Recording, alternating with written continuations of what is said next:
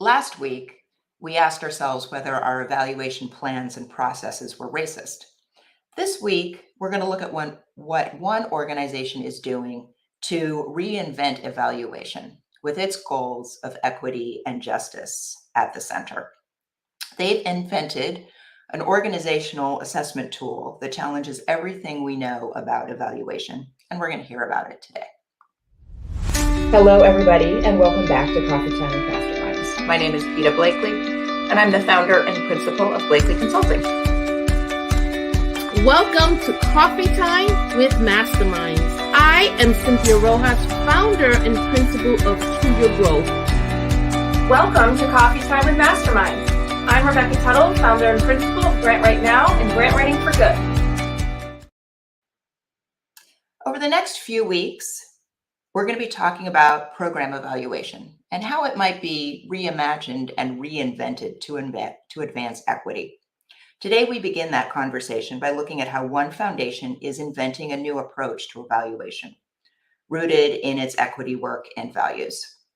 The new Commonwealth Racial Equity and Social Justice Fund is a philanthropic organization that engages in respect-based grant making, culturally relevant capacity building, and fostering an ecosystem that supports robust racial equity and social justice outcomes. Their president, Dr. Makeeba McCreary, is going to be describing how her organization is starting to look at evaluation in refreshing and novel ways. My name is Makeeba Blakely, and I'm the founder and principal of Blakely Consulting. I'm joined today by my co-host, Cynthia Rojas. Good morning, Cynthia. Hi, good morning, Peter. How are you? Good. I am especially excited about our conversation today. Yes. And I want to welcome everybody to Coffee Time with Masterminds, a 30-minute conversation with and for leaders of mission-based organizations. If you are joining us live, please let us know in the chat your name and where you're joining us from. And if you are listening later or from around the world, please send us your comments and feedback. Today, we are going to be joined by Dr. Makeeba McCreary. Makeeba is the president of the new Commonwealth Racial Equity and Social Justice Fund. Previously, Makeeba served as the Patty and Jonathan Kraft Chief of Learning and Community Engagement at the Museum of Fine Arts, Boston. There, she focused on audience development and integrating diverse perspectives through the lens of art. She's also served as managing director and senior advisor of external affairs for the Boston Public Schools. Good morning, Makeeba. It's great to see you. Thanks for joining us. Oh, thanks for having me. Hi, Makeeba. How are you? Hi, Cynthia. So, new Commonwealth Fund, and let's back up and say this is a BIPOC-led organization that advances racial justice through supporting Black and Brown-led mission-based organizations in Greater Boston. Is that fair? I would go a step further and say Black and Brown founded and now led. There were 19 C-suite executives who stood up in a moment in time and said, we are going to lead a new effort and we're going to do that immediately. And within the first year, I was not a part of the organization at the time, but within the first year, they raised $20 million and they pushed out investments to Black and Brown nonprofit organizations across the Commonwealth of Massachusetts to the tune of $3 million. Wow. It's amazing. Yeah. So given that, I mean, all foundations struggle with how do we tell our story, right? How do we measure what we're doing, particularly across diverse strands of work, right? But New Commonwealth Fund said, like, we particularly have a problem with how evaluation has been done to date. What was that problem?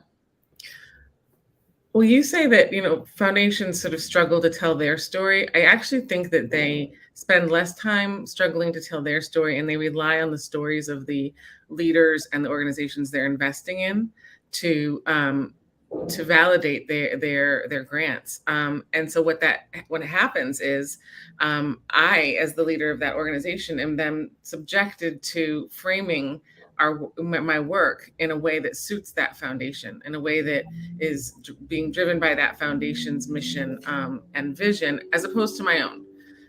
And so when I joined the new Commonwealth Fund, I had some incredible colleagues from around the country who were in foundations who said to me, you are a startup. You do not have to fall into the trap of adopting practices that are somehow feel non-negotiable and that are sort of archaic and, are being driven by a white colonialist paradigm.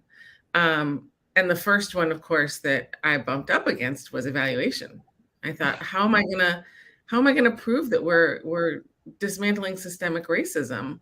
And I quickly kind of fell into, oh, well, I'll design a rubric. I've got a doctorate. I've done this before. We've worked together, right? We know how to do an evaluation. And I stopped myself and I said, no, you have to really listen, that you have permission to do things differently, and actually an expectation. And so I decided that, what's the absolute antithesis of the way that foundations typically think about metrics. And so I invited 19 or 20, actually, Black and Brown leaders from across the Commonwealth to work with me over 6 months and to co-design an evaluation tool from scratch. Wow. Well, this is radical on multiple levels, right?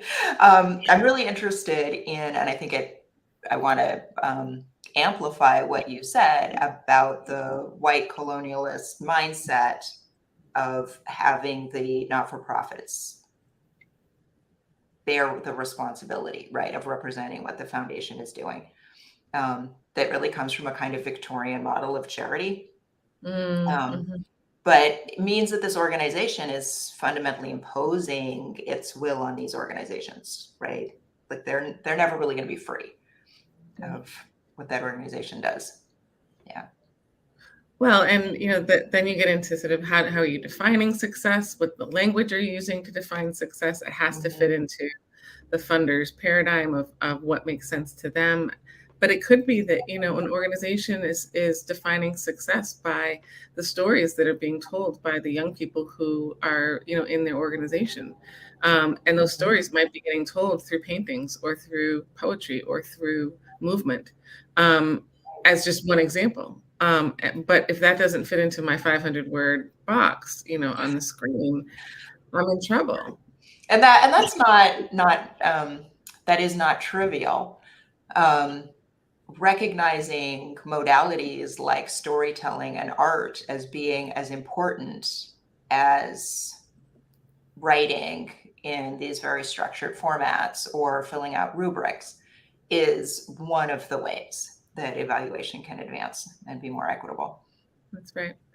And I want to make sure that people are clear also, and I'm happy to sort of take you through what we designed. But this is not forcing an absence of rigor. Quite the opposite. The work that we did was incredibly emotional. It was taxing. We paid these folks, by the way, for their time once a month. And we left pretty shook after some of our conversations and our dialogue, but also the power sharing that had to take place was a constant exercise. And not just for me, but for them as well. Because even as a Black woman, and I'm in the room, I'm thinking that's going to mitigate the whole, who's in charge. And it doesn't. When you're writing a check, you're in charge. Right. Yeah. I think another thing I want to mention is capacity, right? So when we think about Black and Brown-led organizations or groups or initiatives, they don't go into the work with the kind of thinking about evaluation and scientific rigor. They go in because they have a mission, because they have a cause that they want to solve, that they have a problem that they want to solve. And so a lot of organizations, I find, don't have the capacity for the kind of evaluation that wins you an invitation from a foundation to apply again, or wins you favorable light because you can do a really good report.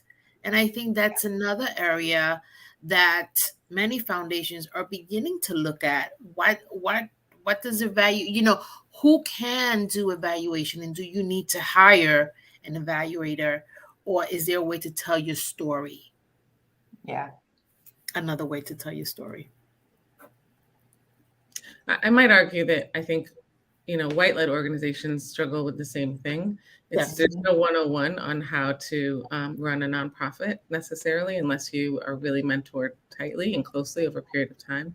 I would say that the expectations are different, however, for white-led organizations as opposed to Black and brown-led organizations. And I think, unfortunately, a lot of foundations go in with a lower set of expectations for what they're going to get from a Black or brown-led organization, and that then shapes how they judge the content that they're receiving. Because I've seen a lot of white-led organizations submit pretty sad and sorry evaluation models.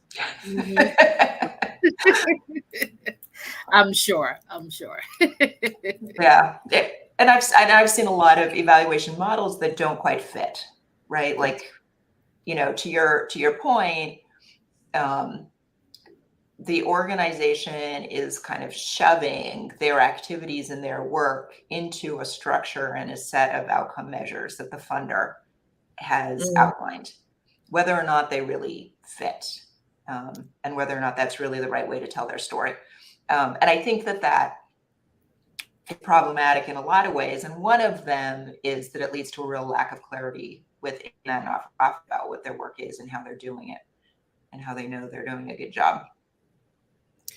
Would it be helpful if I sort of took you through the design itself? Yeah, let's look at this. Yeah. So I could go on, and I will say that, maybe we can put in the chat the website where folks can actually find a mini documentary on the making of the disruption cards. It's our website, and it's under the Impact tab. And there's both access to the online version of these cards, but also the documentary. So we invited these leaders to help us think about how a new Commonwealth Fund will understand its success. And if our North Star is to dismantle systemic racism, then we started, and you can move to the next slide, with a naming of the 4 different levels where all of our organizations we were working with experience systemic racism. And so you can imagine that some of the organizations really, they focus on policy. And you can go to the next slide. Some of them focus on the institution, and they have their interventions at the institutional level, some at the community level, and then some at the personal level. So that's the next 2 slides. And some of them overlap into multiple areas. Then what we did was we said, let's come up with a shared definition of racism at these 4 levels. And we agreed that racism really is about violence, right? It is about the fear of losing one's safety. And we defined racism at the policy level as weaponized opacity. And I won't read the full definition of each of these, but you can think about the idea that, language can be quite opaque on purpose. And that then defines who's able to access the levers to enter systems and exit systems. And I want to invite people to go on your website and look at this, because there are examples. And it's, yeah. And we did that on purpose because we wanted to source real-time examples that people could then tap into to say, oh, I understand this now. When I have experienced this. Yeah, I know the dehumanizing, frustrating experience. Yeah, that's right. Yeah. You can go forward. Yeah. We defined racism at the institutional level as weaponized culture. At the community level as weaponized stereotypes. And then at the personal level, weaponized fatigue. And that is the sort of punch in the gut for me. Yeah. I remember the moment when we were talking about this work, and it got really, really tough and really painful. This was probably the 3rd session, all day sessions. And we came back for the next session and we said, let's move on. It's time to move forward, and nobody could do it. We just kept talking about how we see racism in all of our days' work at all of these different systems levels. So we said, you know what? I said to everybody, let's take the month off. We sent people books of Wow. poetry. We sent some tea and some little care packages and said, take care of yourselves, because this work is not to re-traumatize you in any way. That is not the intent. But come back for session 5 and be ready to move towards solution. And when we came back together, we agreed that there were really 3 ways that we wanted to see the world with the absence of structural racism. And one of those ways is defined as shared narratives. And you can move forward. I don't know which order. Another is transparency and accountability. And then you can move forward again. Shared narratives. And then the final one, empowered communities. And I will say something about the artwork that you are seeing on all of these, because they are all authored by Black and Brown local artists. This is actually Aqua Holmes, who had an exhibit at the Museum of Fine Arts Boston last season, and has been with us as a leader for decades. And we decided we really wanted to just start to focus on then what the definition was if you cross-matrixed policy with empowered communities, policy with shared narratives, policy with transparency and accountability, and so on and so forth. And then you get to what the next slide shows you, which is, these are the definitions, which is the deck. And so we have a hard copy version of the deck. And then we have an online version. If you go online, just know that it's interactive. You can move these cards around. When you click them, they will flip over and you can see the definition. And the final piece that I'll share with you is, what do you do with these cards? Well, you let them, you ask them questions. And the concept really came from my experience with tarot cards, right? Depending on what question you ask, the answer changes, right? It's because same card, it's the same definition. What I will say is that when you get to the cards and the definitions of what the world should look like, there is no naming of racism on those cards. Like, we don't do that anymore. We talk about only what the world should look like, and racism is absent in that case. And so then if you go forward one more time on the one more. Yes, this one on the website, and we just actually created this diamond that you see. We created a real version of it as a playing sort of placemat. We didn't have it before, but on the website, as you click through and you ask yourself certain questions, like, how important is this to you in terms of your work? How strong are you at it? And I'll give you an example. Organization X has a mission statement that says that they work with young fathers to strengthen their parenting skills. But you walk in and they have 4 different after-school programs of different ages for kids and a food pantry. And so you say to yourself, okay, has your work shifted for some reason because it needed to in the pandemic, and now you need to think about responding differently? Or have you changed your work because the money told you to change the way that you were doing the work? Or do you need to go back to your funders and say, we need you to support this new initiative because this is what the folks are that we're serving are asking for. And you end up sort of plotting it out on this map. And the last thing I'll say is there's a reason why it's purple. We started with green, red, orange, yellow. That was very, very performative, and it was very evaluative and judgmental. So we had to remove that. We also started with, there's a reason it's in a diamond shape, because we had it as a square and it was 1, 2, 3, 4. Again, very evaluative. So we are trying to signal, do things differently, think about things differently in every single possible way, so that you free up the opportunity to talk about what is both in your way and obstructionist, but also what you name as what is possible. And that's the overview. There's so much to talk about here. So, one of the things that that Cynthia and I have talked about in multiple settings, that I try to talk to clients about, is this idea of mission drift. Maybe it's mission drift, or maybe it's strategy drift, right? And how to articulate changes in your programming, right? And talk about whether they are in alignment or not in alignment, right? Need to be doing right now, or, a wander. But having this way to prioritize, right? And actually consciously, as a teacher, I always love that. When you make a student actually take a card and put it in a quadrant, they've got to make some really clear decisions and articulate their thinking in some really effective ways. Yeah. So I really love that. What I'm interested. I mean, this feels very different, very, very different. Mhm. And what are you seeing with your grantees?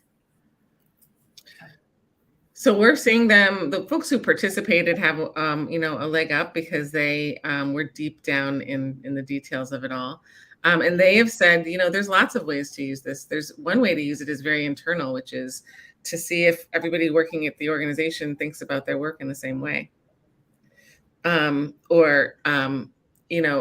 also That's a big deal. What's that, Peter? That's a big deal.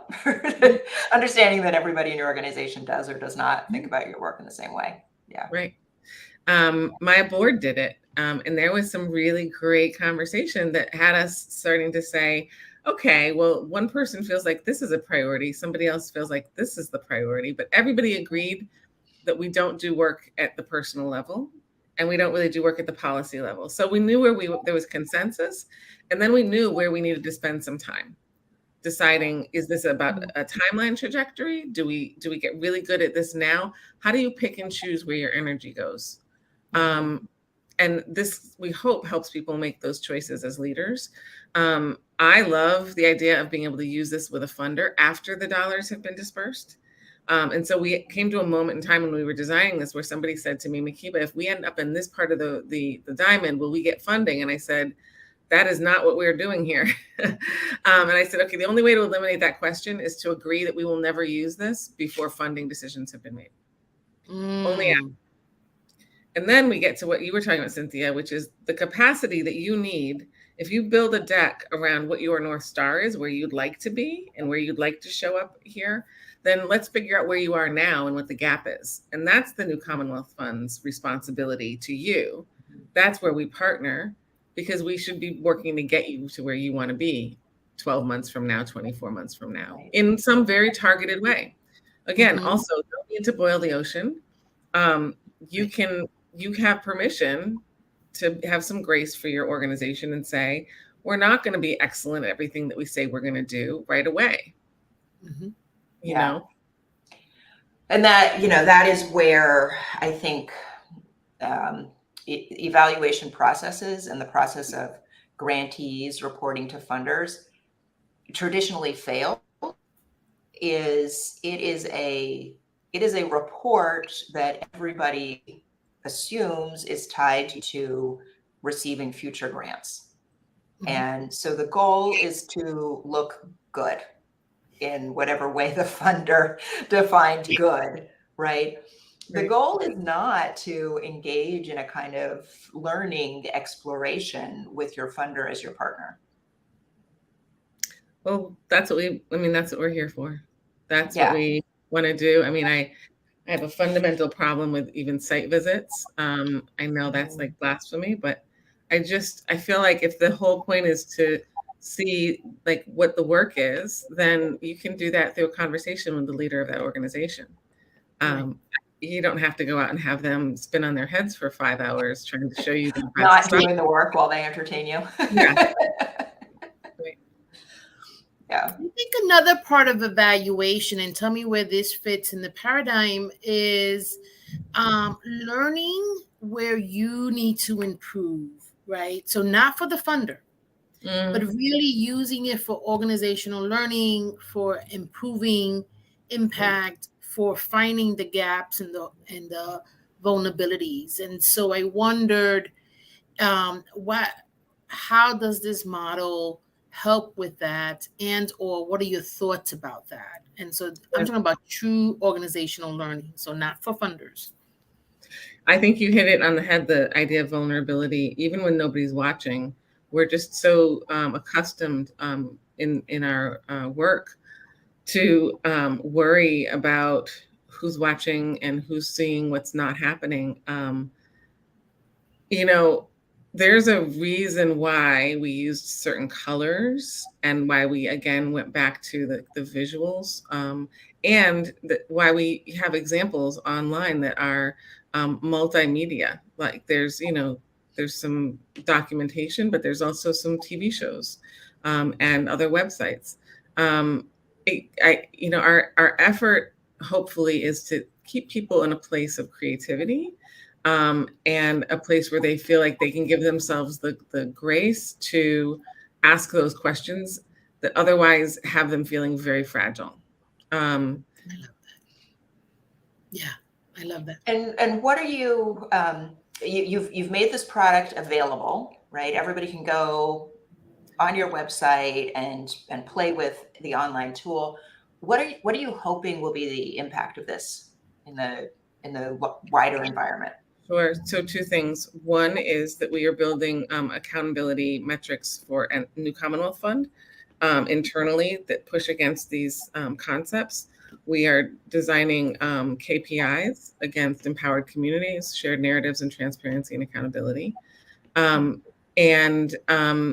We are designing training modalities that we will happily go to market with, that are different for different focus points. But for a foundation, there's sort of one training modality, and we've done with a few foundations, like this might be the way that you all just work internally to get on the same page.